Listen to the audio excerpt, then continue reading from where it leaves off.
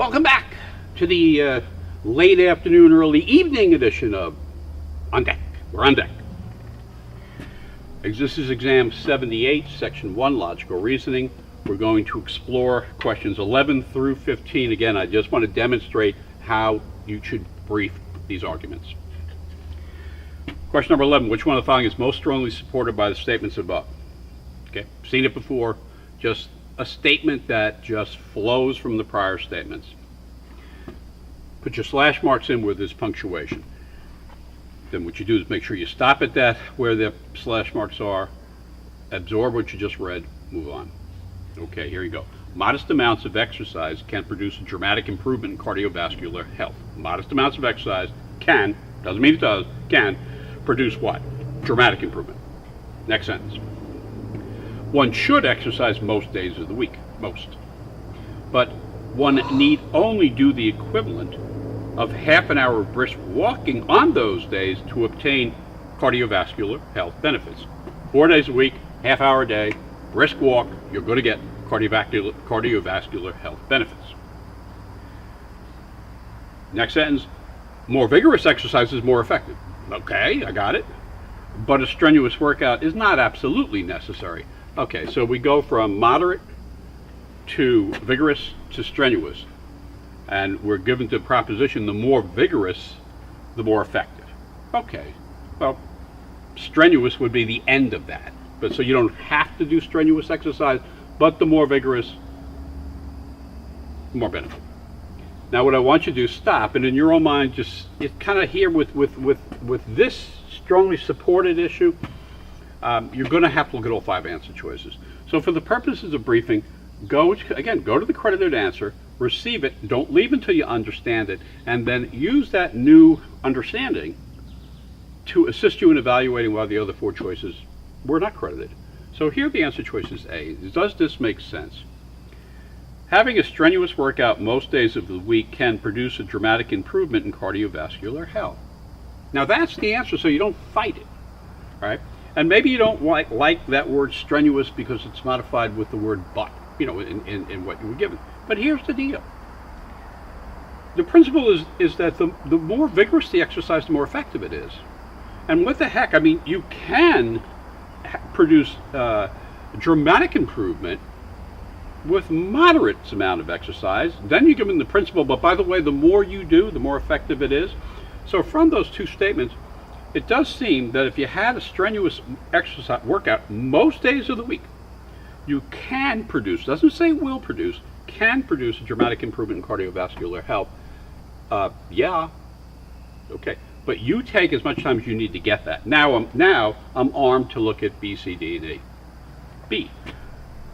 Doing the equivalent of an hour of brisk walking 2 or 3 times a week generally produces dramatic improvement in cardiovascular health.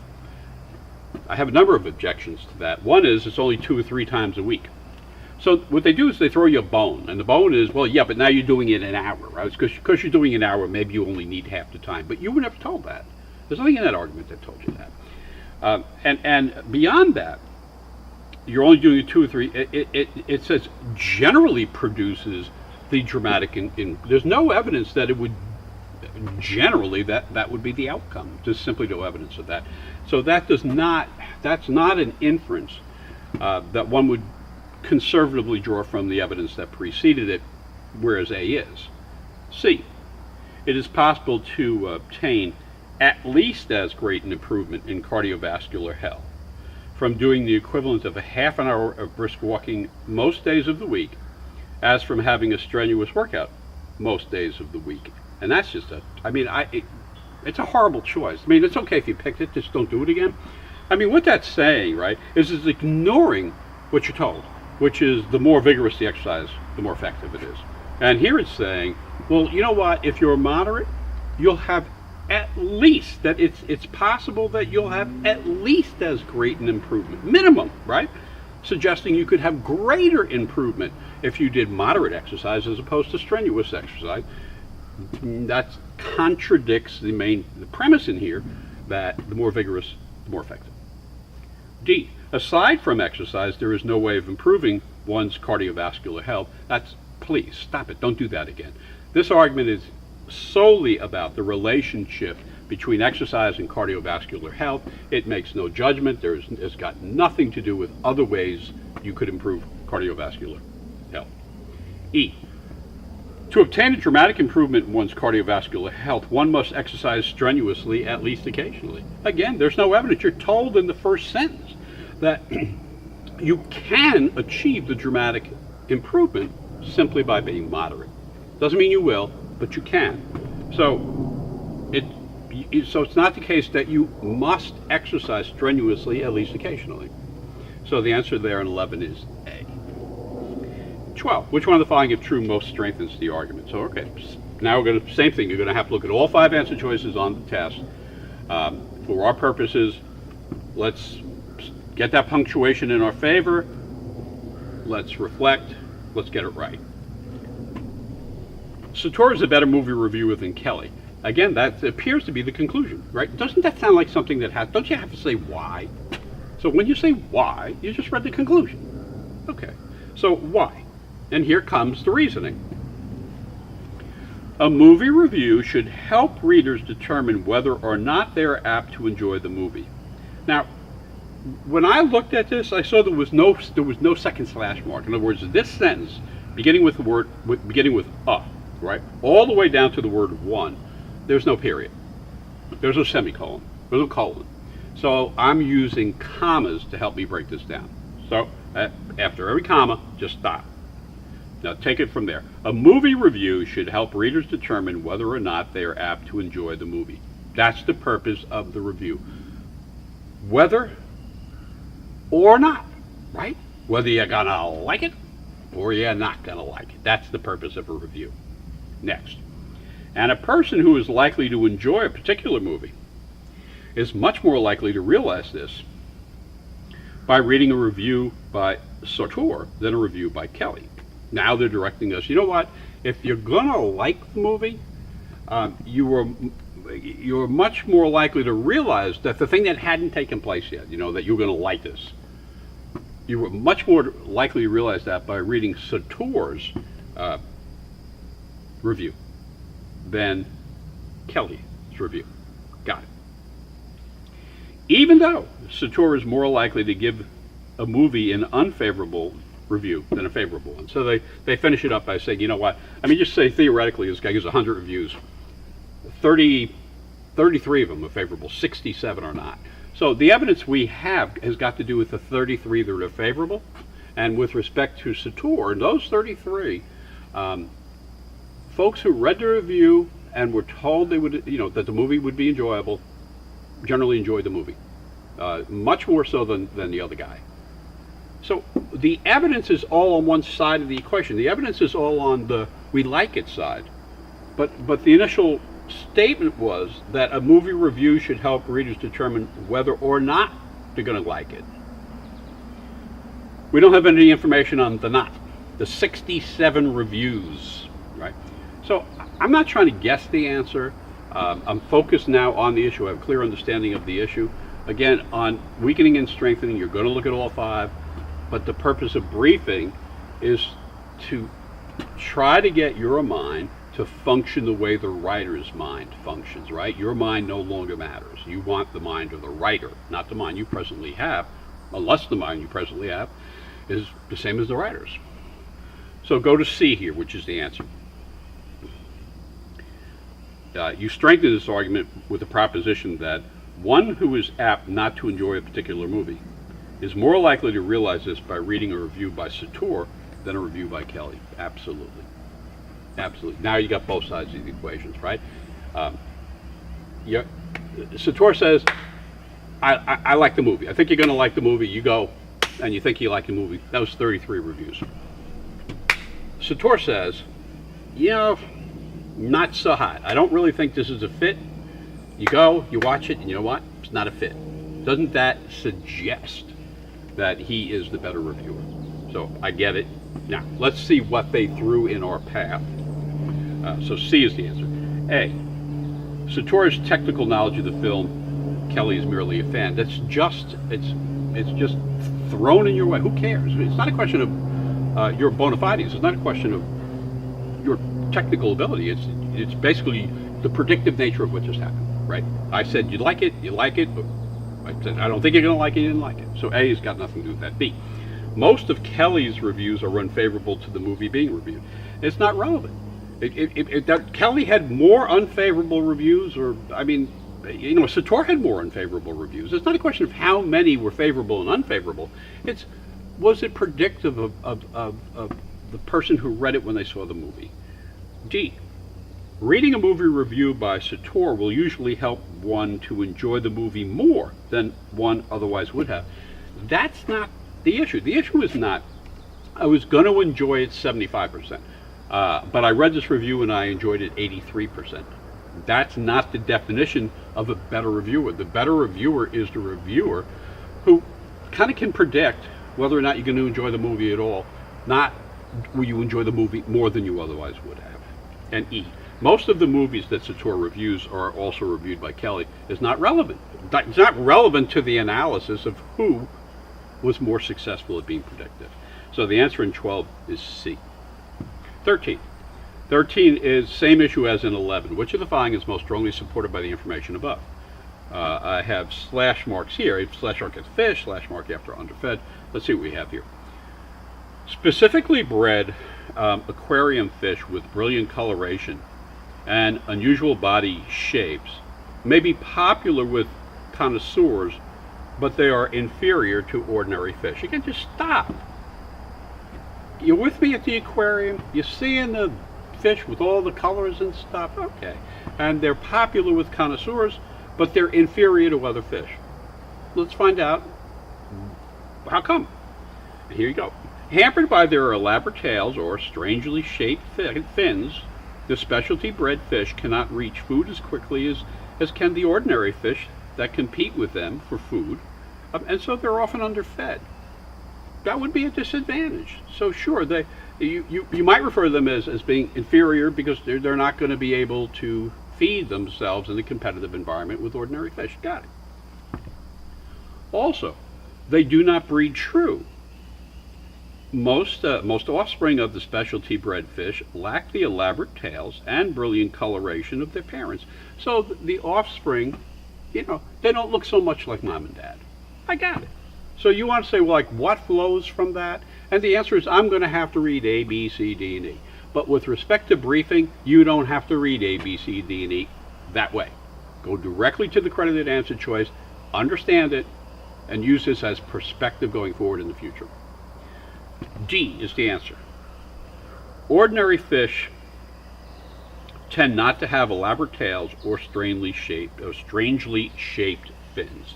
And sure, that follows, because that's what gave the ordinary fish a competitive advantage in feeding, right? Is that they didn't have that. It was the body shape that caused the aquarium fish to be less effective, and the fins, less effective at feeding when there was competition for the food. So D saying ordinary fish must not have the elaborate tails or the strangely shaped fins, or they wouldn't have had the advantage that was given to them. And D is the answer. Now slow down, look at A, B, C, and E. A, specialty bred aquarium fish must receive special care if they are to survive. I have no clue, because the specialty bred aquarium fish are in where? That would be an aquarium, yes. So, you know, and do they have to have that to survive? Could they live elsewhere? They may not be overweight, but yes, they could live elsewhere. So A is not the answer. B, connoisseurs are not interested in dull, colored, simply shaped fish. Well, you say they're not interested. I don't know that they're not interested. They're less popular, right? But do I know they're not interested in dull-colored, simply shaped fish? I don't know that they're not interested. I know that they're less popular, but you could still be, to be less popular is to be popular, just be less popular. And again, and say they are not, they might not be. You could certainly infer that they might not be interested, but that affirmatively say they are not interested in dull color, no, they may be more interested in the aquarium fish. C, Most specialty bred aquarium fish are purchased by connoisseurs. Please don't pick C. I mean, not only, I mean, that's just way out there. In law, we have an expression referred to the four corners of the argument, where you stay within the four corners of the facts that you have. And boy, C's nowhere near it. I have no clue whether, again, I get you could infer that, but that's not, the argument is not going to who is purchasing the specialty fish. And E here, strangely shaped fins and elaborate tails interfere with the fish's ability to reproduce. And that's inviting you to misread what you should have read textually. Which is, it's not a question of the aquarium fish don't reproduce. They reproduce. It's just that the offspring don't look like their parents. So the answer there in 13 is D. 14. Which one of the following is an assumption required by the ethicist argument? And just generally, when you're dealing with assumptions, and the subject matter is something like, ethicists, just generally, my sense is the difficulty level is ratcheted up. So if you need to cut and run, cut and run. Let me see what I have here. First we have slash marks, which I have 2. Now I want to read it. And here's what the ethicist says. Now, we are defending the ethicist argument. The general principle, and they tell us what it is, if one ought to do something, then one can do it. Okay, if that's a general principle, if one ought to do it, you can do it. Does not always hold true. So the ethicist says, well, wait a minute, that principle that you ought to do it means you can do it does not always hold true. And now they said, well, we can show this by an example. So I had the ethicist argument, which is there's an exception to the principle, right? The principle is that if you ought to do it, you can do it. The ethicist is saying, wait a minute, there's an exception to this principle. And here's the exception. Suppose someone promises to meet a friend at a certain time. So you make a promise.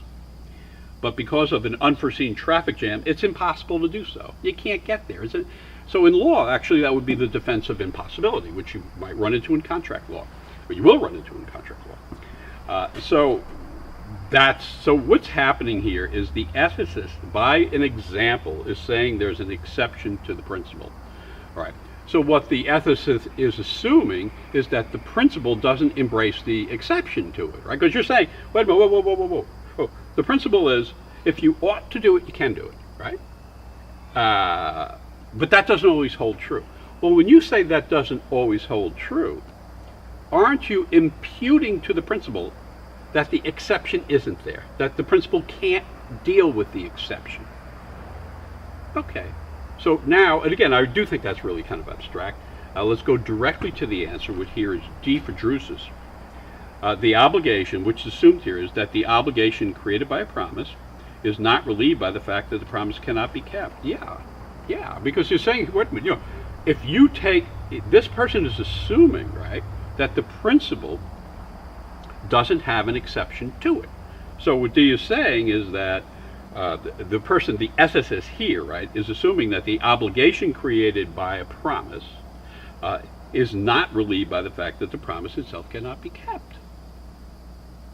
But again, I get that that's in the weeds, but just try to imagine choice D as saying the principle itself does not embrace the exception. That's what this person has assumed, that principle does not embrace that exception. And so, but again, I get, that's okay. I feel your pain. If you look at the other choices, A says, if a person failed to do something she or he ought to have done, then the person failed to do something that she or he promised to do. Well,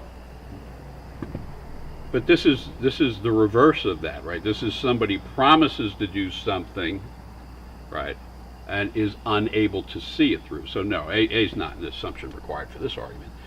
B, only an event like an unforeseen traffic jam could excuse a person from the obligation to keep a promise. No. An example is simply an example. An example, by its definition, means it's one of many possibilities, many different hypotheticals, illustrations, or examples could have been there. So it does not, there is no assumption here that this is the only available exception or example. C, if there is something that a person ought not to do, then it is something that that person is capable of not doing.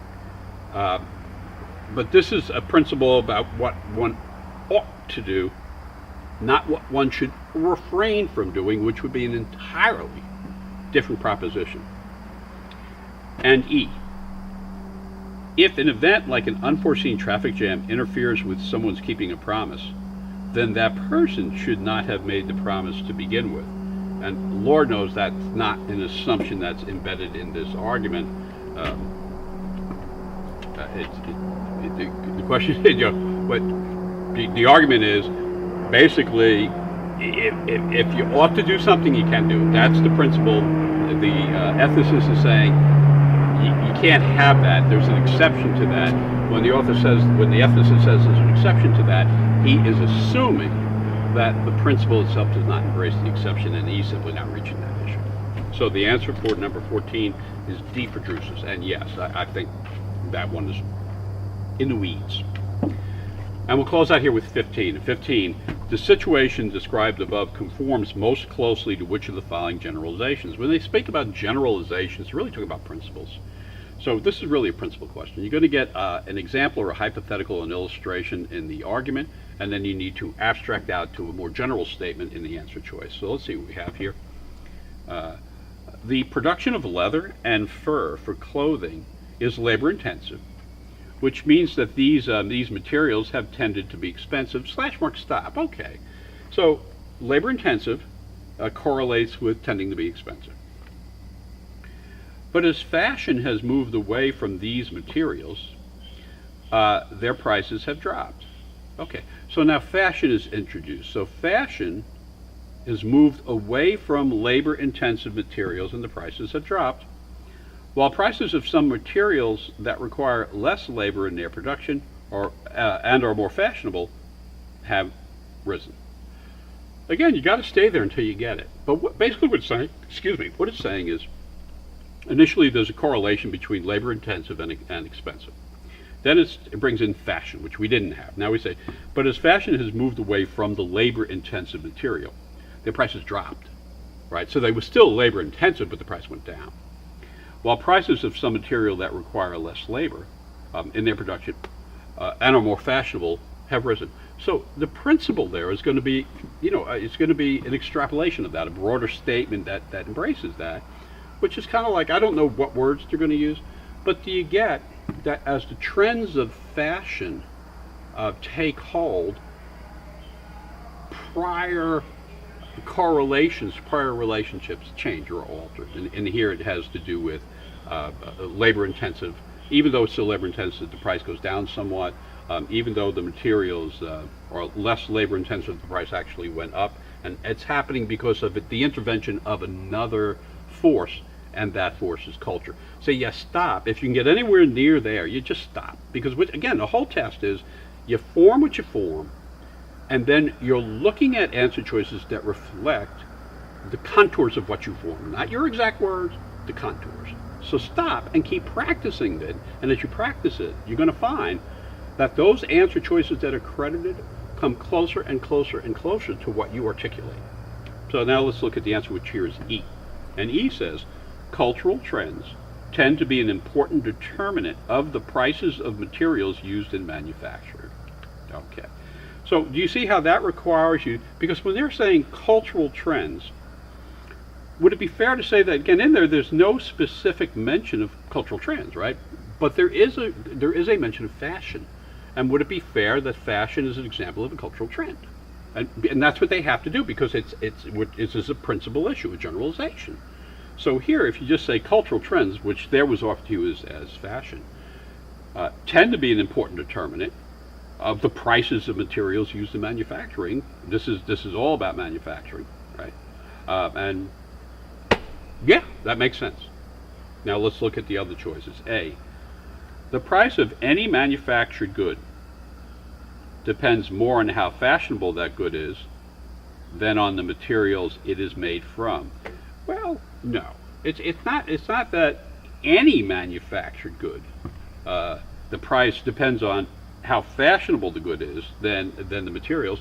Um, we don't know that it's more driven by fashion or more driven by the materials it's made from. We know that fashion influences the price, and I'm not sure that we could talk about any manufactured good because we're talking about fashion. But certainly here, you wouldn't be able to say that that the price actually depends on how fashionable the good is. B. It is more important for the materials used in the manufacture of clothing to be fashionable than it is to be practical, and that's just don't do B. It's not a question of whether it's important. It's simply an analysis of the impact of cultural trends on prices of goods. C. Material that require relatively little labor in their production tend to be fashionable. There's simply not enough here to get you there. It says, while the price of some, you get the word some in that next to the last sentence, that while the prices of some materials require less. So if you miss that word some, C might look good to you, but you would have missed the word some. And D, the appearance of a manufactured good is the only thing that determines whether it's fashionable, and that's just way, way, way too strong. That we simply know all we have here is with respect to fashion is its impact on the cost involved, and it's not an important determinant on prices of materials. I'm sorry, that is not it's not the appearance of a manufactured good. That's not what it is. It's the the cost of the labor intensive costs will go down if the materials there are materials that are not required to make it more fashionable. So the answer to question number 15 is E, and we're done.